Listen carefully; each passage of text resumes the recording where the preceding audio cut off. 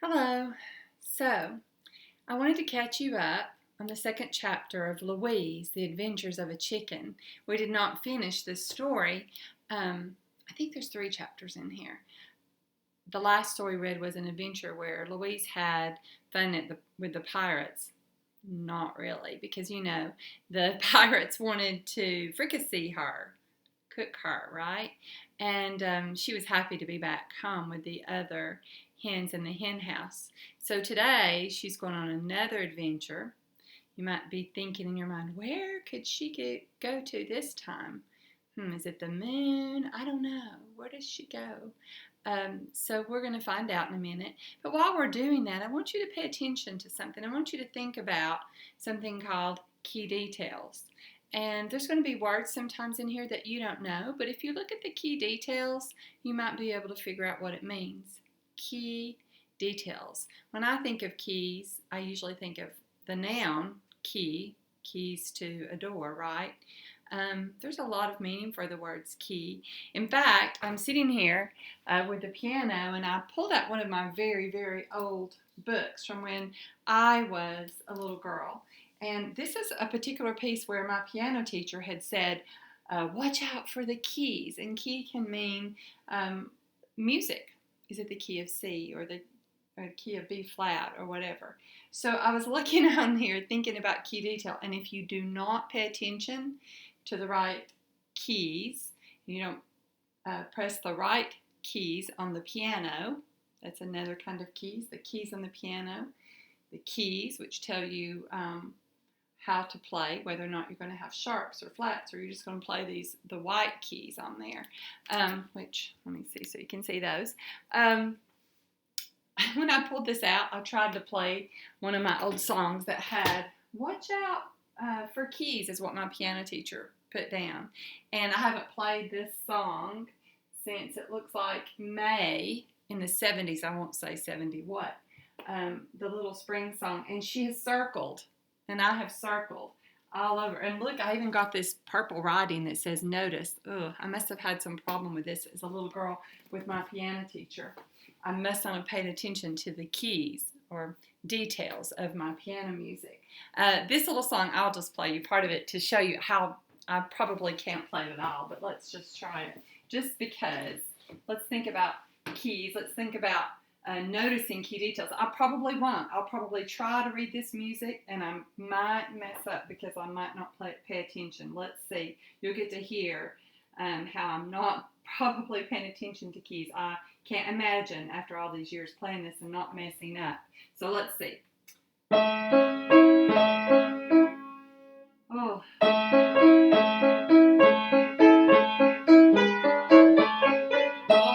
Uh-oh.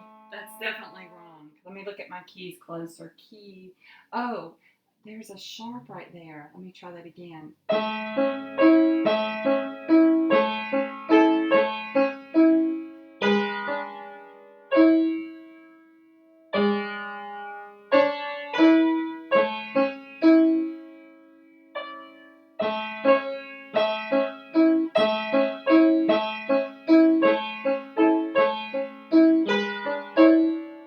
Here's the part I always mess up on, I think.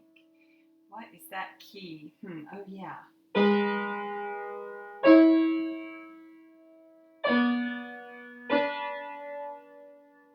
I'm having to really look and focus and think. Oh, I got through that one page. Yay for me. Did you notice I did something when I was trying to pay attention to the notes and the key, what keys I'm in, because this song switched a lot. It's a very easy song for most kids, I know, but not for me. I struggled with that part, but that's okay. The more I practiced, the more I slowed down and read and thought and paid attention, and I persevered. You persevered through listening to me play that song. I was able to have a better result with that piece. So let's go ahead and read this story. And just like I did with the piano, I want you to pay attention to some of the words and think about all the words around it. Notice that I might slow down a little bit too to think about what I'm reading. So chapter 2 is what we're looking for in this book. This was Louise at Sea, chapter 1. Remember all of that. And now we're going to go to, let's see. Oh, I love that big giant word bubble. Here we are. Look at her adventure. Ah, you can see, let me see if I can get that on there, maybe the glare. Chapter 2, Louise up high. Up high. What could that be talking about? Louise up high. Well, we see circus, and we think about high things. The 10 is up high, and there's high wires. I'm going ahead and getting my schema ready. It says, still Louise longed for adventure. When the circus came to town, Louise left the hen house and followed the bright lights and loud music. This is a funny picture. This makes me want to laugh. I could look at this picture for a while and think about, that's so funny because of the monkey. He's trying to help wash the elephant. Look at the expression on the dog. The dog, he's like, he isn't looking too happy about that. Maybe he's thinking he's next and he doesn't want a bath. Let's find out what happens next on here. So let's turn the page. Okay. She ended up in the line for auditions. Now that's a big word. She ended up in the line. And I'm looking at the line, and these are the people auditioning. And I'm thinking, what could that be? But I think it's people that want to join the circus, and they have to have some kind of talent or skill. And of course, here she is, look, going, cluck. That could be a talent, I suppose. They say, what is your act? The ringmaster asked.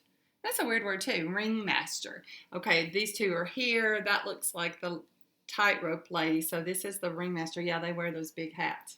What is your act? The ringmaster asked. Louise flapped her wings and she clucked. No, no, no, said the ringmaster. What is your act? Louise strutted back and forth. Now see here, said the ringmaster, if you want to join the circus, you must have an act. But mon chéri, these are kind of some French words. I'm not good at those, but mon chéri, said Mitzi the aerialist. That's the aerial is the person who walks up on the tightrope. Look at her. See how she moves? She is meant, of course, to be on the high wire. I love the way she's like, you can see the movement marks where she's tilting her head and looks like she's kind of moving around, showing them how she's good at running around. She's even standing on one foot here, if you can see that. Trying to show them that she can, let's call it, this is funny, strut your stuff. She can strut her stuff, can't she? She's a chicken, of course. And this page is cool. It says, the high wire was actually quite high. Louise walked its length carrying a pink umbrella in her beak. A pink umbrella in her beak? Wow. Far below, the people clapped and cheered, and Louise looked down at the world and was charmed to discover that everything had become small. And notice how the book is here. The author thought it would be really cool if the book could go open instead of the way it was opening before, horizontally. Whoops.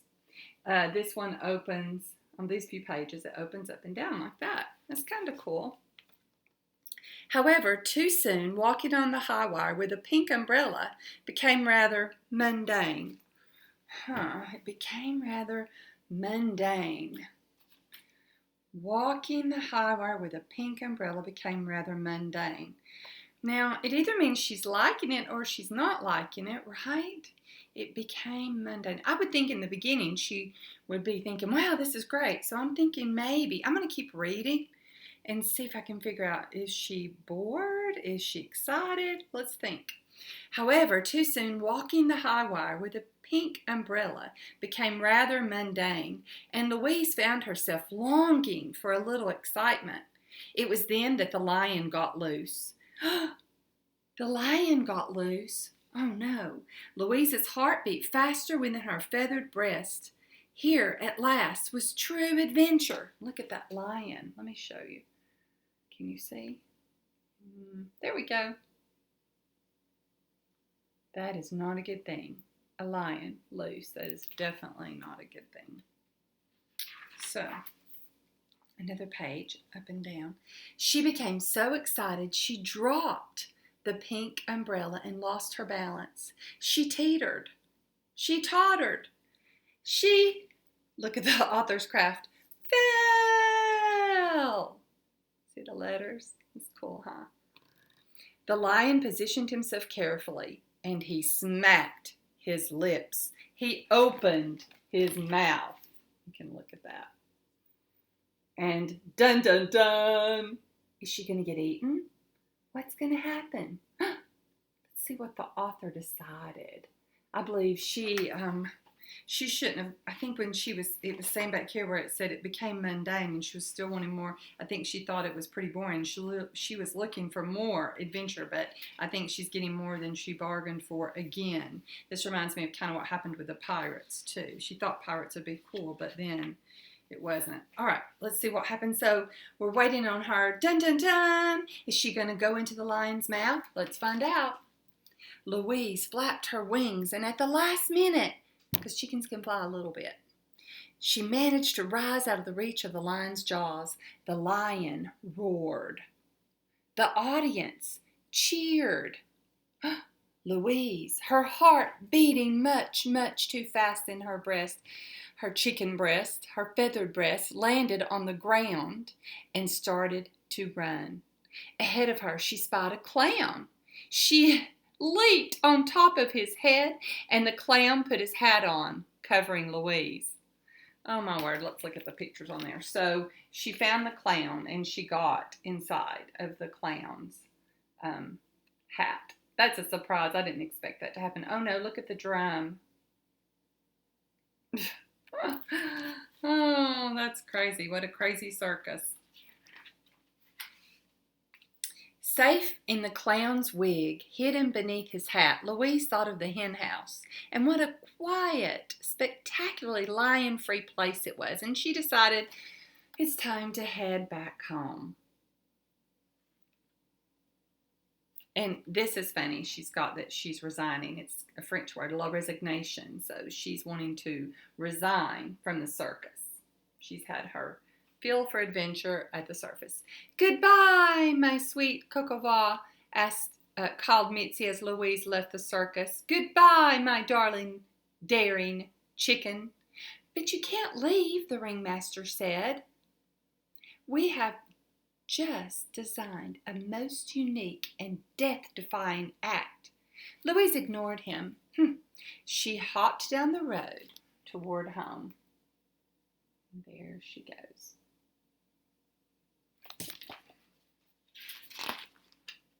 When she arrived back at the farm, Monique said, "What have you been doing, Louise?"